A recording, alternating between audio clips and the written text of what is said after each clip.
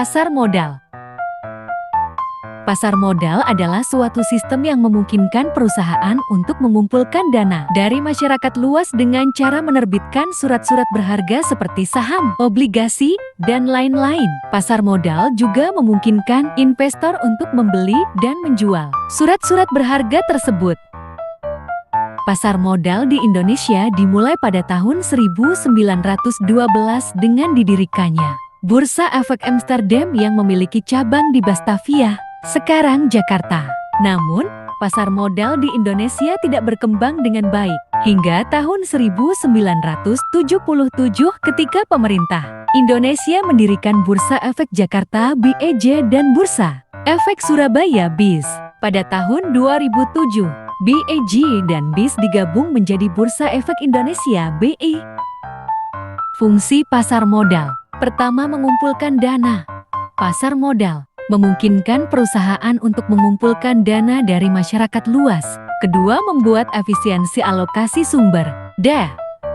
Pasar modal memungkinkan sumber daya untuk dialokasikan secara efisien kepada perusahaan yang paling membutuhkan. Ketiga, mengurangi risiko. Pasar modal memungkinkan investor untuk mengurangi risiko dengan diversifikasi portofolio. Keempat, meningkatkan likuiditas. Pasar modal memungkinkan investor untuk membeli dan menjual surat-surat berharga secara mudah. Manfaat pasar modal. Pertama, meningkatkan pertumbuhan ekonomi. Pasar modal memungkinkan perusahaan untuk mengumpulkan dana dan meningkatkan investasi yang dapat meningkatkan pertumbuhan ekonomi. Kedua, meningkatkan kesempatan kerja. Pasar modal memungkinkan perusahaan untuk mengumpulkan dana dan meningkatkan investasi yang dapat meningkatkan kesempatan kerja. Ketiga, meningkatkan pendapatan masyarakat. Pasar modal memungkinkan investor untuk memperoleh pendapatan dari investasi mereka. Keempat, meningkatkan transparansi dan akuntabilitas. Pasar modal memungkinkan perusahaan untuk meningkatkan transparansi dan akuntabilitas dalam pengelolaan keuangan mereka. Faktor yang mempengaruhi keberhasilan pasar modal. Pertama, stabilitas ekonomi dan politik. Kepercayaan investor akan meningkat jika kondisi ekonomi dan politik suatu negara stabil.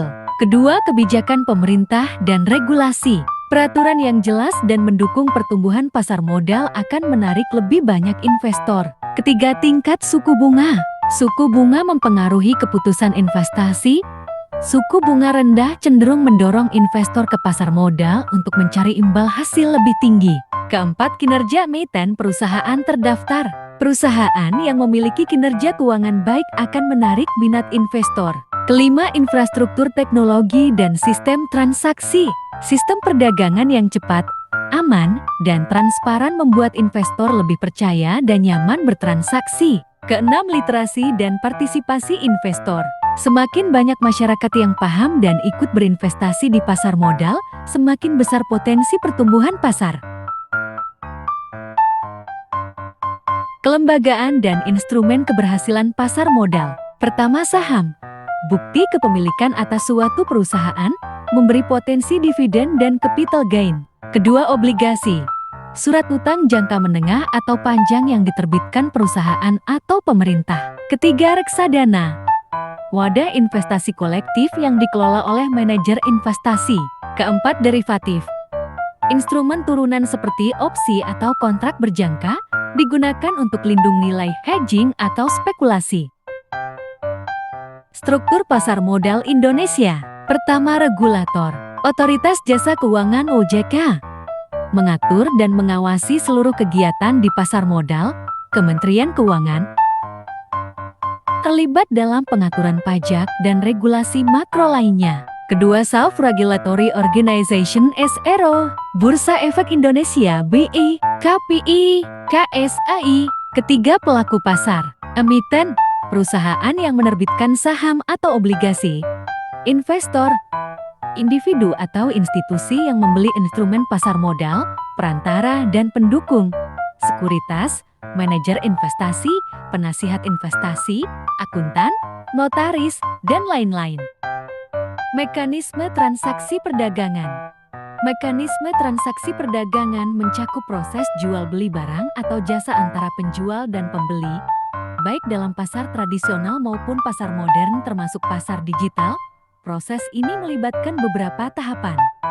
Penawaran. Penjual menawarkan produk atau jasa, baik secara langsung atau melalui media online atau offline. Informasi yang disampaikan meliputi harga, kualitas, kuantitas, dan syarat pembayaran. B. Permintaan. Pembeli menyampaikan ketertarikan atau kebutuhan akan barang atau jasa tersebut, bisa disertai proses negosiasi harga atau syarat transaksi. C. Kesepakatan transaksi. Terjadi kesepakatan antara penjual dan pembeli tentang harga, kuantitas, metode pembayaran, dan waktu pengiriman. D. Pembayaran. Pembeli melakukan pembayaran sesuai kesepakatan, bisa secara tunai, kredit, transfer bank, atau metode pembayaran digital. E. Penyerahan barang atau jasa. Penjual mengirimkan barang atau menyediakan jasa sesuai kesepakatan. Dalam perdagangan internasional, biasanya melibatkan dokumen ekspor atau impor dan lembaga perantara seperti bea cukai. F. Penyelesaian dan dokumentasi. Transaksi diselesaikan dengan pembuatan dokumen resmi seperti faktur, kwitansi, dan bukti pengiriman.